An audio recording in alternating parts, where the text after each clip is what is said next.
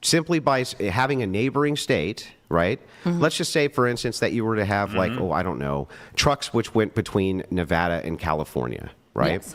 And California took advantage of this by raising taxes on gasoline, but only on the border areas where these goods came in. This disproportionately hurts Nevada truckers for some reason, right? They can do that, right? Yeah, of course. Yes, they can do that. Okay, great. So in California, if that was beneficial to Californians, they would basically be voting for their tribe against Nevada, right? But is that happening? Sanctuary cities, guys. Sanctuary cities are a good example of this. Sanctuary cities literally are affecting the other states because they're bringing people that are coming across illegally, right? They're just giving them like a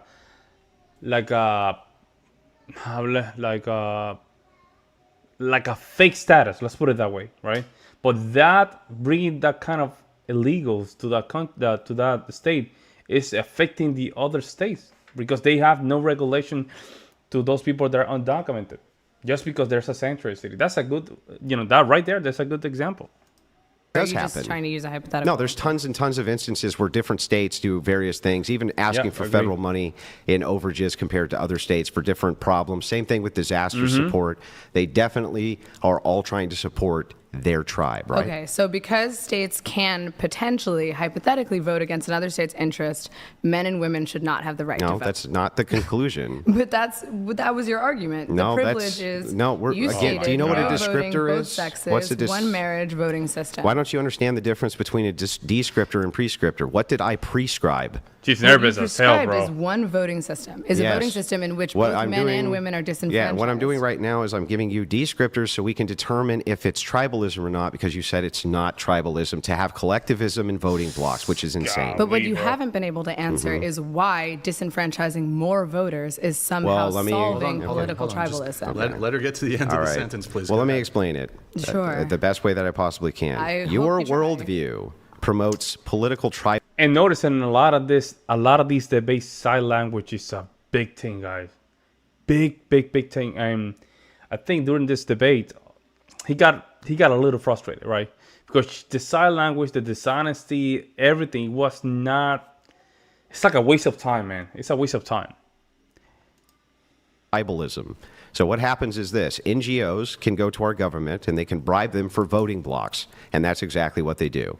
Non-government organizations do this, and lobbyists do this. And what they do is yes. By the way, Johnny Boy, we're gonna react to that one again. It's just, it was so good that I'm like, I cannot do the clips. I have to react to these live, man, because they're nice and juicy. I got you, man. they raid the treasury from people like you and me so that they can bribe certain portions of the electorate in order to incentivize them to collectivize. Okay. That's why black people often vote as a monolith, for instance. Yeah. They vote monolithically, up to 80-90% together, especially 94.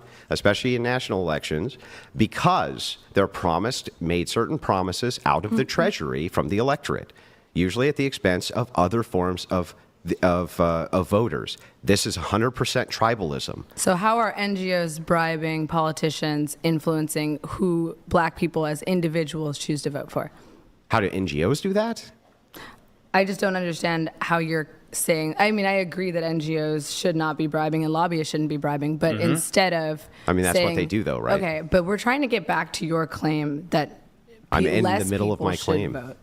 Okay, well, I'm responding because this is a conversation. Yeah. Sure. So we're trying to get back to your claim that so less bad. people from both sexes should be able to vote. Yeah, no, that's not where we just were.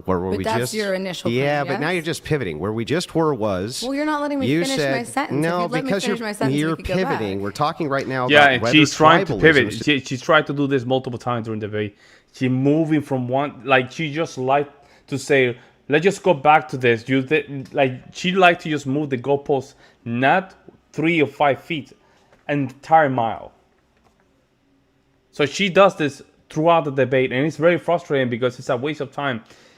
It's like a virtual signaling to her audience, I guess. My opinion. descriptively true in your voting system. I understand. I that, agree. But we're trying to get back to your initial claim because you have a very important claim to defend. You're trying to take votes away from the American people poorly. No, you talking, Wallen, are you saying that I said that? Are you saying that she's so stupid to choose to debate Andrew? I don't think so. She's a smart person. smart people tend to be dishonest too. People have to understand this, right? It's like a salesman. Like a good salesman. Good salesman can sell you a good product, right? Or make you think that, sell you why not to buy it. And you ended up buying it. Like, smart people tend to be disingenuous as well, right? Intelligence is not something correlated with being honest, right? That all depends in culture. But yeah, she's a smart person. She's been doing this for years. She probably was well known for this. So she developed some tactics to just go around it. Like, and it gets to a point, like at some point we can see we can see what is behind the mask. But let's get into okay. it. So NGOs bribe, lobbyists bribe, and that is impacting who and what politicians are promoting. I would agree with that statement. Would you agree with that statement? Well, not just what they're promoting, Yeah, but I'm loving this lifestyle. Also they are setting the precedent for laws themselves. Okay, yeah. So they actually, I would even argue back that NGOs and private think groups write the laws in which politicians most often execute, and so do bankers as well. I agree with that. So why would taking away votes from the average American and singular citizen prevent NGOs and lobbyists from having an ability to impact and predict and create laws? Yeah, so if you move to stakeholder democracy, this idea that you had to have some sort of public service or something like this, it actually collectivizes down the voting pool, which adds responsibility to the voters who can then be held accountable, which right now voters can't be. That's a good point. That's why it's so important. So Voters can be held accountable. So you're saying how? Well, legislators will create laws that hold those voters accountable. How? We're the ones who have to follow them. Do you Oh. not have to How are follow they? the Well, laws? that's Not not exactly. You see, you know what's crazy about this? Look at the cities of Seattle and Oregon, guys. Look at the state of California. Look at a lot of these places, right? Voters simply just move to a different state without being held accountable. They vote for these ideas. They vote to just pass these laws, and guess what? They just move to a different state or a different country. Being held accountable. It is being held accountable. No. So right now, under tribalism, you can get laws passed which affect me, but benefit you. I can't. Exactly, Johnny Boy. This woman's looking for a viral clip. She tried the same thing in Jubilee. Yeah, that's what it's all about. Go like hold what it's all you about. somehow accountable for that. But that's how a majority voting works. That's how democracy I know, works. which is why I want limited democracy where we can actually hold people because accountable. you just want to be in charge. How would I be in charge if it's stakeholder democracy? Well, you said one marriage voting system. That could be. Yo, Philly Oliver Holtz. We're not simps here, man. We're not simps here, bro. We're not asking here for all F. And whoever drop a link, you're getting banned. One way of doing it, yes. Okay, what are the other ways of doing that? Another good way would be public service. So whoever does a public service. Perhaps up to 3 to 5 years unpaid, or military service would be good. So during this public service in which people are working 3 to 5 years unpaid, how are they paying for food and groceries and housing? Yeah, so the state would take care of that just like they do in the military. The state would take care of that like they do in the military. And how do you plan on getting that passed?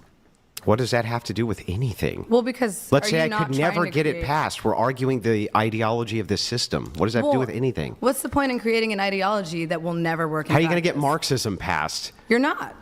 So aren't you a Marxist? But you're a Marxist, right? How did you know that?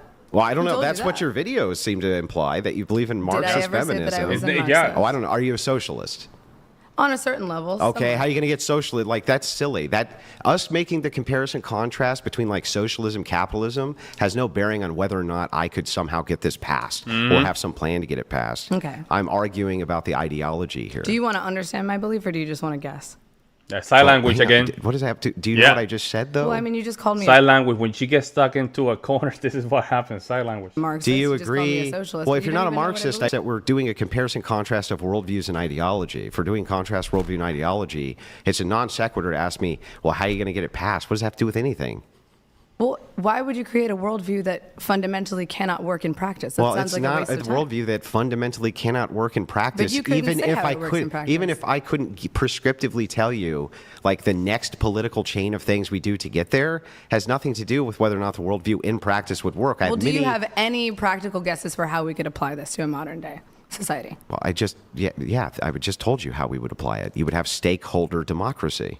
Okay, so that's just so one day we're just going to flip a switch and have that. Like, I don't understand. No, what do you mean? Okay, you could have an amendment for it. You could repeal the 19th Amendment. You could... So you want to repeal the right to vote? Or just replace it. It wouldn't be... What I'm talking about is universal suffrage. You keep on making a conflation in terms. You think that because I say universal suffrage, that means no suffrage. I'm talking about limited suffrage. So who gets to decide who gets the right to vote? Didn't I literally just tell you who gets to decide who gets to vote? Okay, so everyone who participates in this public service gets the right to vote. That could be one way to do it, yes. Okay, and that anyone could do that. You wanted to? Yeah, people could do it if they're willing to give up X amount of years of their lives for unpaid service so that they could then vote. But it's not unpaid service because the government would be paying for their food and their housing. Yeah, but you wouldn't be getting anything additional to that. Okay, well, why not just have civil servants who are already... Because civil servants have specific jobs to do. What do you guys think about that argument, right? I do agree with Andrew for the fact that I think we have too many people voting that have no idea how this thing works, even without giving back to society, basically. But to the point where you have to get to the military and not getting paid, I don't know about that. I think that's stretching it a little bit. But let me know what you guys think. Like, working at the DMV and stuff like that, and working in the Social Security office. So you're basically saying anyone who does community service should get the right to vote? No, some sort of civil occupational service under the state. That could be like civil firefighting work, maybe. It could be civil paramedic work. It could be there's all sorts of different things you can look at. Thank you so much, Johnny. Yeah, we do what we can, man. For stakeholder democracy, when we've seen it applied around the world, it's been somewhat successful. And do the laws apply to everyone in the society or just the people who choose to participate in this democracy? Yeah, they still apply to everyone, yeah. Okay. So how can you create and apply a law to people who are not represented? We do it all the time. I just don't understand. Morally, how do you justify There's it? nothing immoral about it. There's nothing immoral about it? I mean, but that's like, kind of I like would say consent. it's more immoral. Why is it moral for an 18-year-old to nullify the vote of a 41-year-old if the 18-year-old doesn't even know what they're voting for? How's that moral? Well, because the 18-year-old is still subject to the laws of the state. Yeah, but they don't even know what they're voting for. Can an 18-year-old go to jail for 20 years? Yeah. A 16-year-old can't. Should they be able to vote? 16-year-olds can't go to jail. Yes, they Yes, can. you can. Wow. 16-year-olds can go to jail. This is crazy. This is right here. People discussing adult topics without understanding how the world works. This is basically you entering a room with your father and your uncles and your grandpa. They're talking about adult things. And here you coming in telling them how life works. Right here.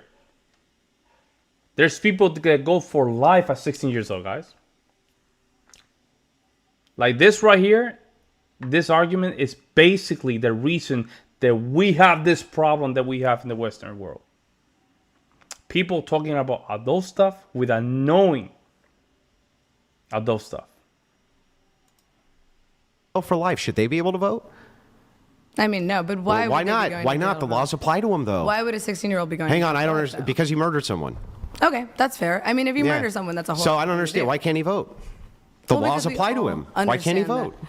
Yeah, but we all understand that a No, 16-year-old... we all understand it's not an argument. Why does a 16-year-old get to vote, even though all the laws apply to the 16-year-old?